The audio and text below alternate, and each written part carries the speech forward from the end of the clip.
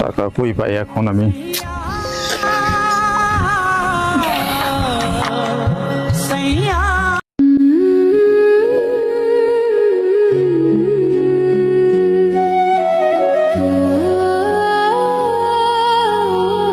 বন্ধু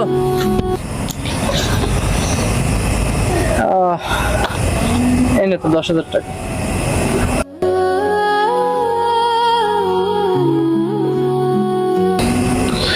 টাকা রাখ, তোর টাকা আমার লাগবে না।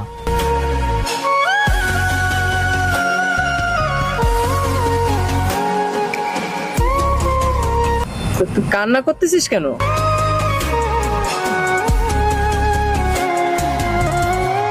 এই টাকার অভাবে আমি আমার মাকে চিকিৎসা করাইতে পারি নাই। আমার মা আর এই পৃথিবীতে নেই, মারা গেছে।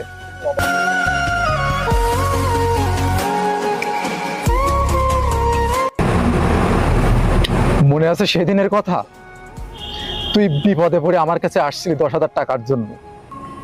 পাওনা তোর বাড়ি যে ভাঙচুর করছিল, আমি এক মুহূর্তের জন্য ভাবি নাই। আমি পকেট থেকে সাথে সাথে 10,000 টাকা আমি তোর কাছে দিয়েছিলাম।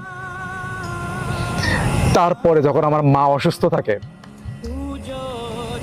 আমি তোর কাছে আমার ধারের টাকাটা ফেরত চাইতে গেছিলাম, ভিক্ষা চাইতে যাইনি। তুই আমার টাকাটা দিসনি। আমি আরো অনেক জায়গায় গেছি, কোনো জায়গা থেকে আমি টাকা ব্যবস্থা করতে পারিনি।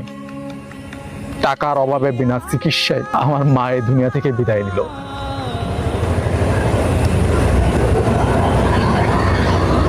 হ্যাঁ, তুই টাকা ফেরত দিতে আসছিস না? তোর এই টাকা আমার আর লাগবে না।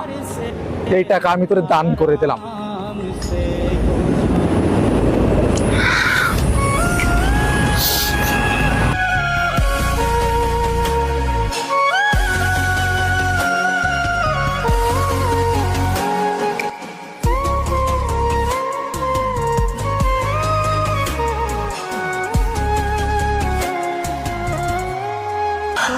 আমাদের সমাজে এমন অনেক বন্ধু ভাই ব্রাদার আছে যারা বিপদের সময় টাকা ঠিকই ধার নেয়, কিন্তু ফেরত দেওয়ার সময় আর মনে থাকে না।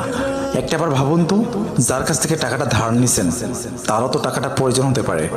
এমনও তো হতে পারে সেই ধারের টাকার জন্য তার পুরো জীবনটাই বরবাদ হয়ে যেতে পারে। মনে রাখবেন, লক্ষ টাকা দানের চেয়ে 1 টাকা ঋণ পরিশোধ করা 1000 গুণ উত্তম।